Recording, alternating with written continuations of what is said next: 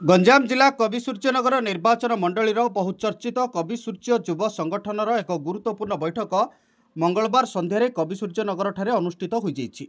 संगठनर अध्यक्षा डॉक्टर रंजिता साहू नेतृत्व में अनुष्ठित उक्त बैठक में कवि सूर्यनगर एनएसी पूर्वतन अध्यक्ष तथा जिला बीजेडी उपसभापति मनोरंजन महापात्र, पूर्वतन कोदला अध्यक्षा सुनीता प्रभा साहू, प्रवासी ओडिया संगठन सभापति विजय कंवर, कवि सूर्यनगर सेवा समवाय समिति सभापति मनमथ परिड़ा, बहु काउंसिलर युव संगठक रवींद्र नाहक प्रमुख मंचासीन रही।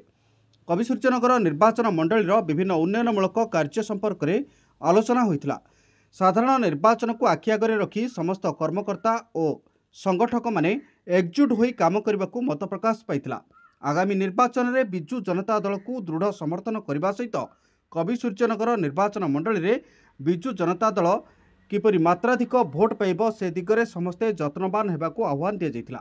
मुख्यमंत्री को आदर्श चिंताधारा को सम्मान जणाई उक्त निर्वाचन मंडलीर विकास में सबुबले कवि सूर्य युव संगठन कार्य करिबो बोली कहिसेंती संगठनर अध्यक्षा डॉक्टर रंजिता साहू।